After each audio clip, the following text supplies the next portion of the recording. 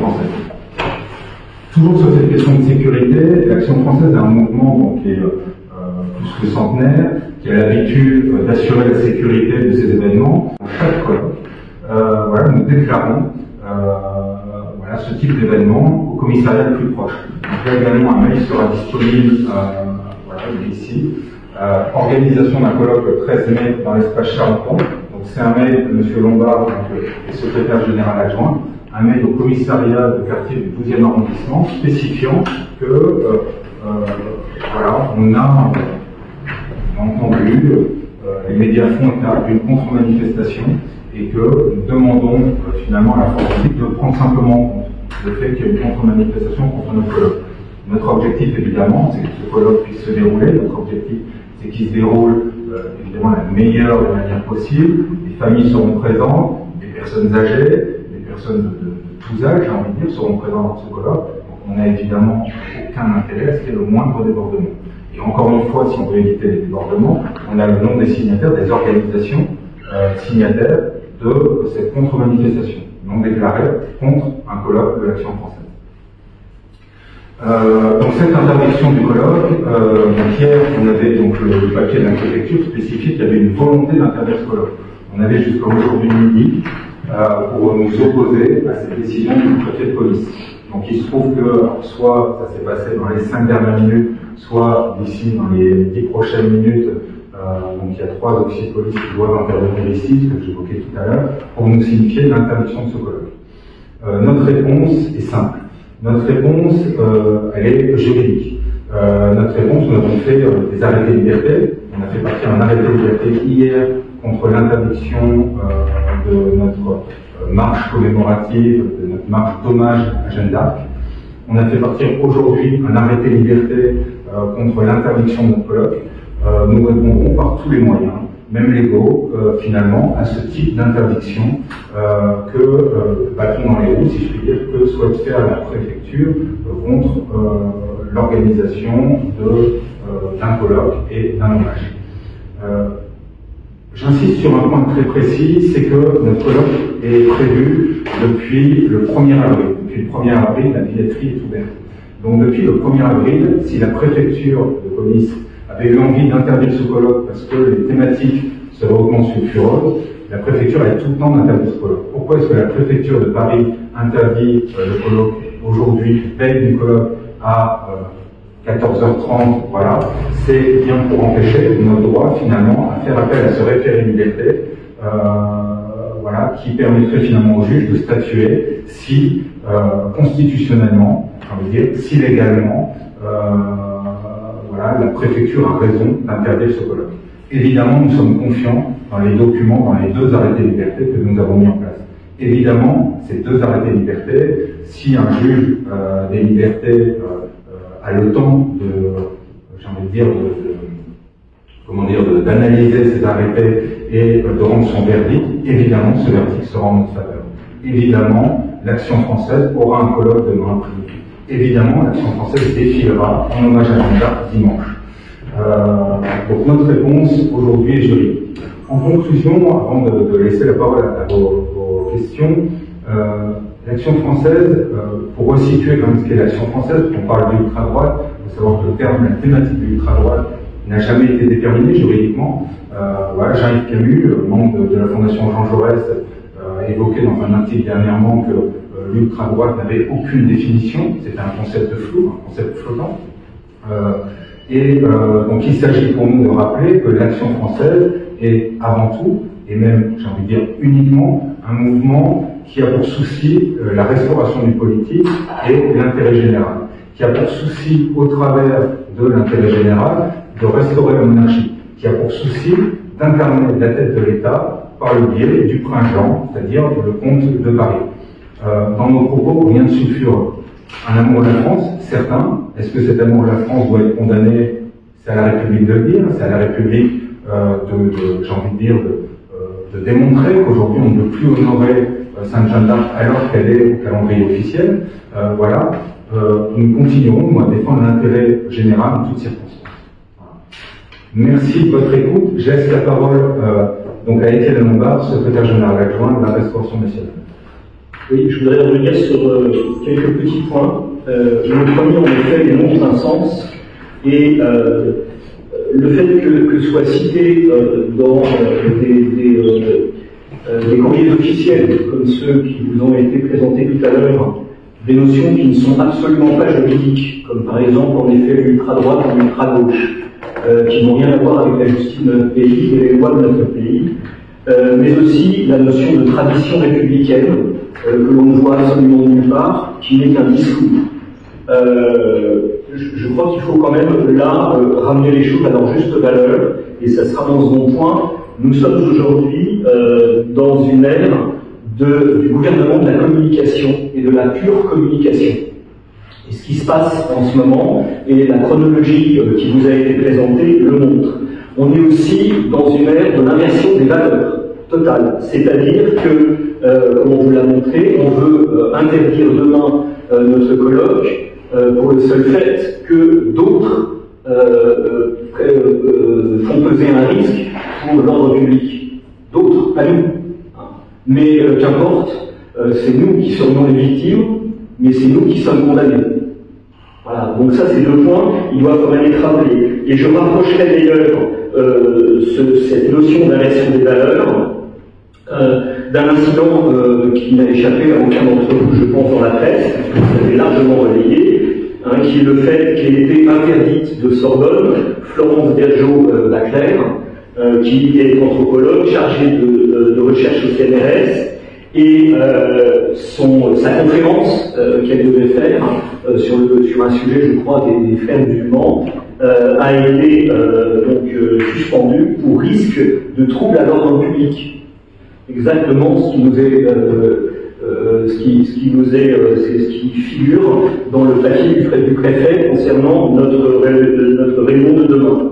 Et que nous reprochons en fait, et là aussi, vos articles se sont fait largement écho de cette question, c'est sa prétendue islamophobie, qui là non plus n'est pas une notion juridique, et on est là dans le domaine tout simplement, soit des croyances, soit des opinions, et en ce qui la concerne elle, des recherches sérieuses et des recherches scientifiques. Voilà. Donc ça c'était le premier point. Le deuxième, parce que qui dit gouvernement par la com, dit qu'on mélange tout, et qu'on joue évidemment sur les émotions, et qu'on oublie quand même des notions fortes. L'action française n'est pas un mouvement guignol, on n'est pas là pour s'amuser, on est là pour un projet qui correspond à nos convictions, et des convictions qui m'amènent à vous lire une phrase qui date de juillet 2015, prononcée par Emmanuel Macron, alors ministre de Manuel Valls, et des propos qui ont été repris donc, dans le magazine Le 1. Dans la politique française, cet absent est la figure du roi, dont je pense fondamentalement que le peuple français n'a pas voulu la mort.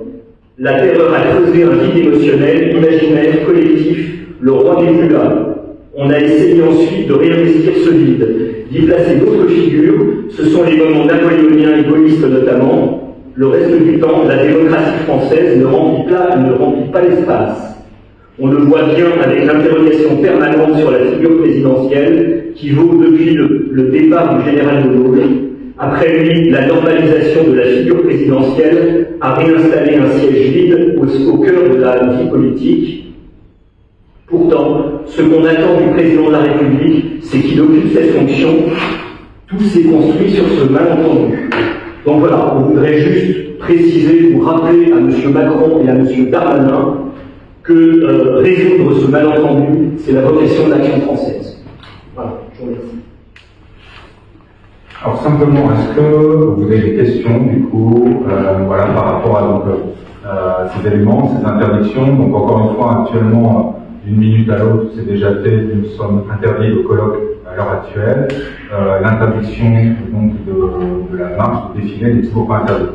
Vous savez en France que en ne recevant pas d'interdiction de ce défilé, ça veut dire que ce défilé est autorisé.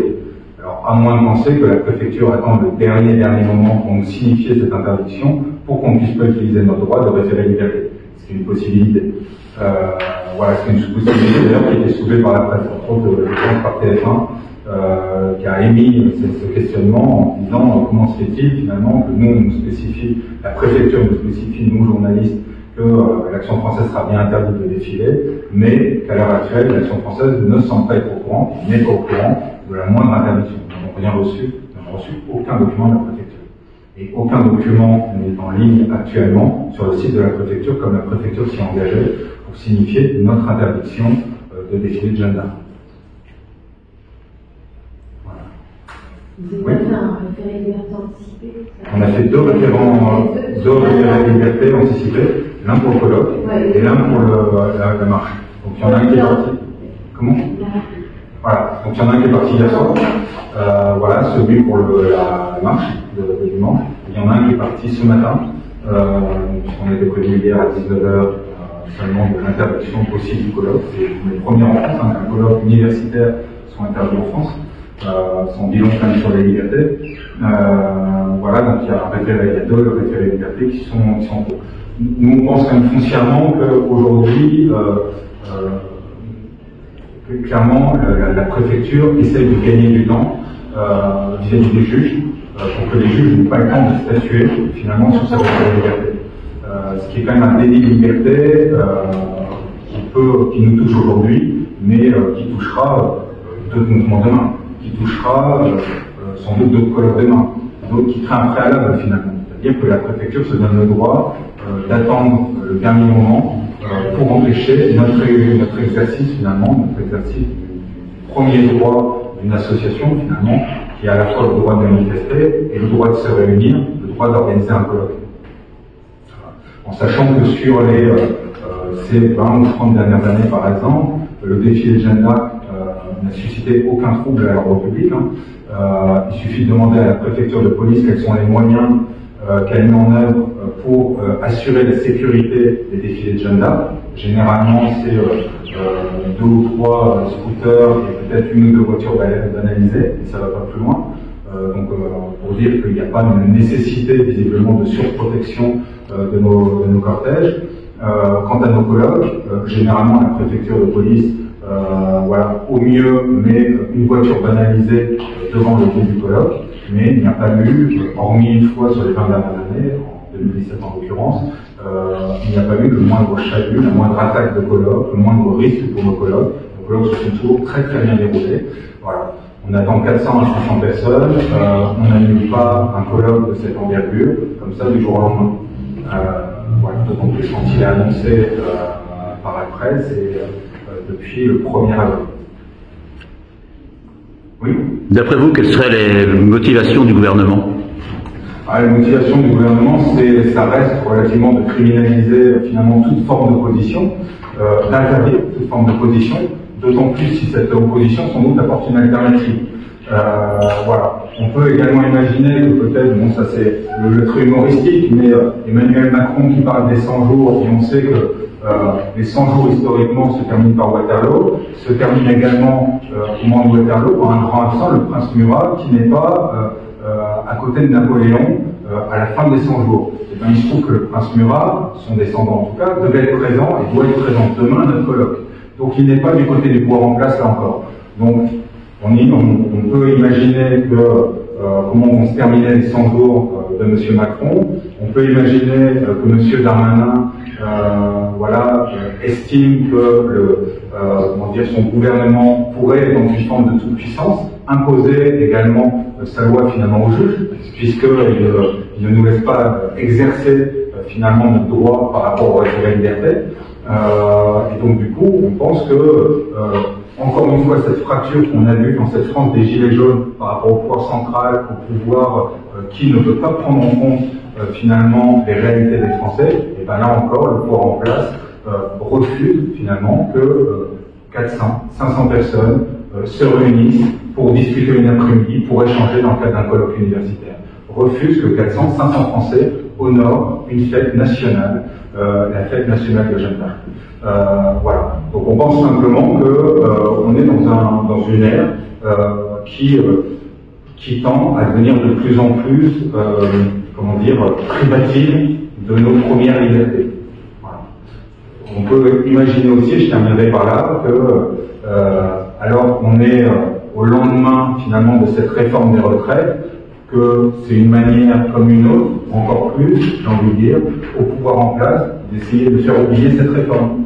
Voilà, on va essayer de décaler l'opinion, on va essayer que l'ensemble des médias se détournent finalement de cette réforme des retraites au profit d'une peur de l'ultra-droite ou de ce qui serait considéré comme tel. Voilà. Nous rappelons encore une fois que nous n'avons strictement rien à voir avec une ultra-droite, ni réelle ni fantasmée, on ne sait pas encore une fois ce que ça veut dire. Nous sommes royalistes, c'est-à-dire au-delà des courants politiques. Notre seul courant, notre seul parti, c'est celui de la France.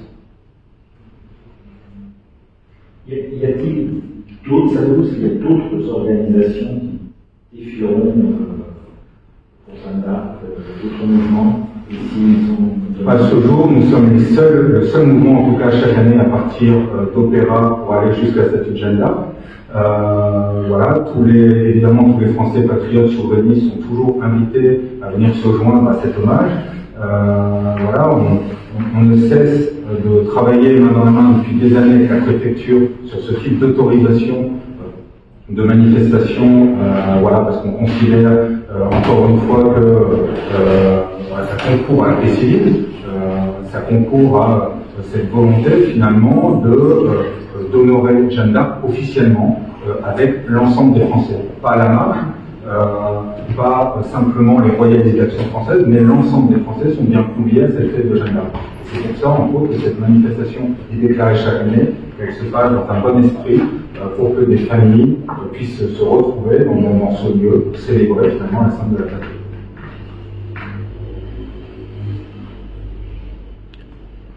Alors, si vous avez une ou deux autres questions, puis après on pourra évidemment continuer à discuter autour d'un café, sans aucun souci. Oui. L'aide a bien reçu l'interdiction. Alors, a priori, on a dû recevoir dans les dernières minutes. Oui, je vais pas. On a dû recevoir dans les dernières minutes l'interdiction du colloque d'Action française. Voilà, mais on n'a rien reçu, ni par courriel, ni par voie téléphonique, et encore moins par document voilà, emmené par les forces de l'ordre, d'interdiction pour la fête de Jeanne d'Arc. Ils sont un peu en retard aussi. Donc on n'a pas encore reçu. Donc si vous attendez 10 minutes de police, vous avez des bouchons tout à l'heure, la préfecture de police a appelé pour éviter dans les bouchons et qui nous emmenait cette interdiction de notre nous-mêmes, nous subissons les effets d'annonce. Nous n'avons pas encore le document avec nous. Le seul document que nous avons émis dans la préfecture, c'est le souhait du préfet, ce document, le fait du préfet d'interdire, donc il date de hier soir 19h, d'interdire le colloque La France en danger qui se déroulera demain, 13 mai, à 14h30. En cas d'interdiction, quels seraient les moyens employés par votre mouvement pour y répondre? Le premier des moyens, c'est l'arrêté de liberté, c'est-à-dire que juridiquement, en France, on a cette chance.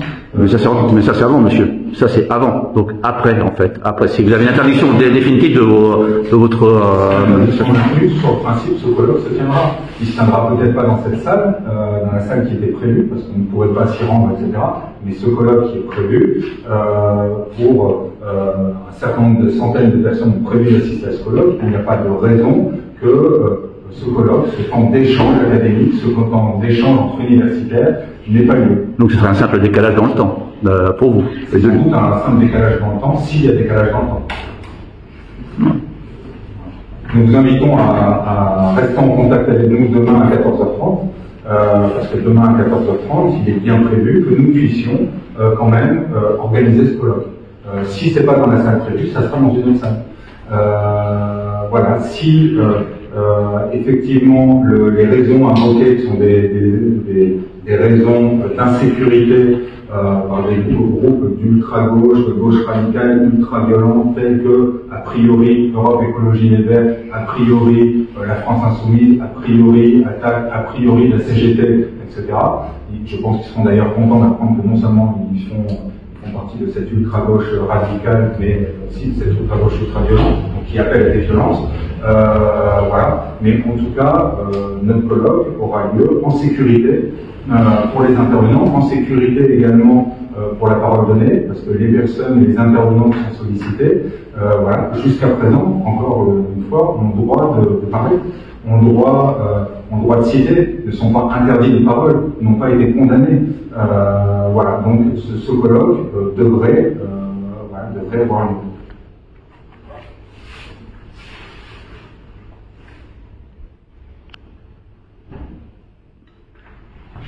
S'il n'y a plus de questions, c'est bon? Oui? Non? Moi, peut-être qu'après, je peux Ouais. mettre ce micro. Voilà. Aucun souci. On arrête là du coup la partie conférence de presse, et puis s'il y a des questions, on est tous les trois disponibles pour répondre à l'ensemble de vos interrogations. Si vous voulez bien attendre une dizaine de minutes, un quart d'heure également, que la préfecture de police vienne bien nous signifier, comme ça vous verrez le document par vous-même. Vous pouvez même interviewer si vous souhaitez les fonctionnaires de police. Voilà.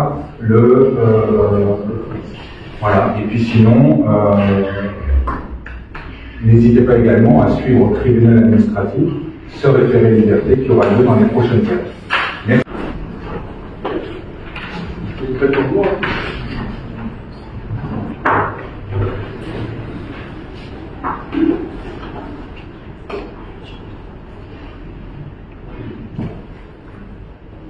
Voilà. Et alors Donc c'est bien une interdiction, voilà, d'avoir un colloque demain après-midi à l'espace Charenton à 14h30.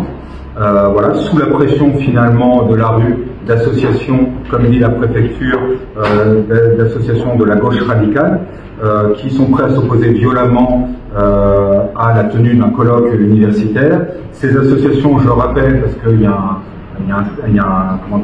un tract qui circule d'appel à manifestation, et dans ce tract, l'ensemble des associations mentionnées sont le Parti de gauche, la France Insoumise, Europe Écologie Les Verts, Attaque, la CGT. Donc ils apprendront par ce biais qui sont considérés comme une gauche radicale violente, par le biais de la préfecture. Voilà. On apprend également qu'on peut interdire un colloque simplement parce qu'il y a 2 ou 3 autocollants qui ont été apposés sur les vitrines de la salle où devait se trouver ce colloque. Et on apprendra également qu'on peut interdire un colloque universitaire à moins de 24 heures de l'ouverture des portes, simplement parce qu'on estime que la liberté de penser, voilà, qu'on estime qu'il y a 3 royalistes en 2023, qu'on estime qu'il y a des opposants finalement à cette République, qu'il y a des opposants au gouvernement de M. Macron et de M. Darmanin, et ben on estime qu'on n'a pas le droit de citer. Donc je peux vous certifier dès à présent que nous avons déjà fait un référé liberté, que nous allons relancer la procédure du référé liberté dès à présent, maintenant que nous avons arrêté, et que nous attendons du coup sereinement des juges administratifs, notre autorisation pour que notre colloque se déroule bien demain à l'espace Charenton à 14h30. Et la marche Et pour la marche, nous n'avons à ce jour aucune interdiction pour le défilé de Jeanne d'Arc. Voilà, donc est-ce que la préfecture attend également le dernier moment pour interdire finalement aux juges des libertés de statuer et de nous laisser finalement la possibilité d'un recours devant la justice administrative? On peut le penser. En tout cas, la marche aura bien lieu dimanche, et on appelle tous les Français, tous les souverainistes, tous les patriotes à venir honorer Jeanne d'Arc à 10h, place de l'Opéra, voilà, jusqu'à la statue rue de Rivoli de Jeanne d'Arc. Si l'interdiction est confirmée et que les juges ne répondent pas, qu'est-ce que vous ferez? Alors nous sommes très très sereins par rapport à la justice, puisque ce document est un délit finalement de droit. On n'interdit pas en France en 2023, ou alors les lois ont drastiquement changé, un colloque, et on n'interdit pas en 2023 une manifestation familiale patriotique. Ou, dans ces cas-là, on se positionne finalement dans la grande histoire de France, où, comme je l'évoquais précédemment, a déjà été interdit le cortège de Jeanne d'Arc, donc c'était entre 40 et 44, par la Gestapo. Donc il faut choisir sans doute son camp par rapport à la liberté. Le camp choisi dès à présent, mais j'appelle finalement l'ensemble des amis de la liberté également à venir rejoindre l'Action française, à venir nous rejoindre lors du colloque demain après-midi, quand la justice aura pu étudier notre référé liberté, et nous rejoindre dimanche lors de la marche. Sur Jeanne d'Arc, vous disiez que si vous n'avez pas de réponse pour l'instant, ça traîne. Comment vous l'interprétez? S'il n'y a pas d'interdiction du cortège traditionnel de Jeanne d'Arc, si elle arrive au dernier moment, quel est votre il y aura dans tous les cas un référé liberté. Après, ça sera dans un premier temps au juge de donner leur accord finalement sur cette marche. L'action française, je peux vous le dire dès à présent, honorera Jeanne d'Arc dimanche. N'est-ce pas une bonne occasion pour vous de l'Action française d'apparaître comme des opposants de rue à Emmanuel Macron? Alors je crois que l'Action française, après un siècle d'existence, n'a plus besoin finalement d'avoir une publicité supplémentaire, tellement aujourd'hui Emmanuel Macron et la République dans son ensemble, et on le voit dans les urnes avec moins de 50% de l'ensemble des Français qui se rendent aux différentes élections, on voit un désaveu complet pour cette caste politique, on voit un désaveu complet pour cette République qui ne sait plus comment s'intituler. Dans ces documents de la préfecture, on parle de la tradition de la République. On a pu entendre parler des valeurs républicaines. Que sont des valeurs républicaines? Qu'est-ce que la tradition républicaine? On n'en sait rien. Cette République aujourd'hui, c'est une République de la répression. Est-ce qu'elle a toujours été une République de la répression? Pour nous, la réponse est oui. Pour nous, cette République, du début du siècle jusqu'à aujourd'hui, n'a cessé finalement de s'opposer violemment à l'ensemble de ses opposants, et ses opposants non pas les plus radicaux dans la rue, mais ses opposants les plus radicaux dans les idées. Notre souhait, notre seul souhait finalement, c'est l'intérêt national. On le dit, on le redit, et on continuera à clamer et à travailler sur ces questions d'intérêt national. Est-ce là vos valeurs que vous prétendez défendre, opposer à supposer les valeurs de la République? La première chose qu'on défend, c'est pas une opposition. La première chose qu'on défend, c'est l'intérêt général. La première chose qu'on défend, c'est l'ensemble des Français. L'ensemble des Français, quels qu'ils soient. Pas les Français de droite, pas les Français de gauche. Les Français aujourd'hui attachés à la liberté. Les Français qui aujourd'hui souhaitent que le pouvoir en place les prenne en considération. Les Français qui aujourd'hui ne souhaitent plus que les Gilets jaunes soient épargnés. Les Français qui aujourd'hui contestent cette réforme des retraites. Les Français qui aujourd'hui en ont ras-le-bol d'un pouvoir qui est complètement déconnecté finalement des réalités que vivent l'ensemble de nos concitoyens, principalement en province, mais également dans les périphéries de nos grandes villes. Vous en avez parlé vous-même, c'est une petite question sur l'ultra-droite en début de la porte d'entrée de ce mouvement. Est-ce que vous pouvez demander la idée que vous n'appartenez pas à cette mouvement d'ultra-droite? Par essence, l'intérêt général ne peut pas être d'ultra-droite. L'intérêt général ne peut pas être de droite, l'intérêt général ne peut pas être de gauche. L'Action française s'intéresse à tous les Français et s'adresse à tous les Français, de droite comme de gauche. L'Action française, je rappelle qu'en 2002, elle a appelé à voter pour l'ensemble des candidats souverainistes. Qu'il s'agisse des candidats souverainistes de la droite nationale ou qu'il s'agisse de la gauche souverainiste avec M. Chevènement. L'Action française sera toujours à l'endroit où nous devons défendre l'intérêt national. Qu'il soit de droite ou qu'il soit de gauche, il n'y a pas, ça n'existe pas. L'intérêt national est simplement français. Voilà. Donc on s'intéresse uniquement à l'ensemble de nos concitoyens. C'est ça parce qu'il y a beaucoup de personnes ultra-droites qui sont passées par notre mouvement avant de dévier. Vous parlez de M. Darmanin? La seule chose, c'est qu'il y a beaucoup de personnes, effectivement, qui sont passées par nos rangs. Beaucoup. Effectivement, il y a un certain général de Gaulle. Il y a un certain maréchal de l'Est de Tassigny. Il y a un certain, il y a un grand nombre de grands résistants, le colonel Rémy, Estienne d'Or, on peut faire la liste, mais on va y rester un certain nombre un grand temps ici, j'ai envie de dire, à parler de l'ensemble des résistants qui sont passés par nos rangs.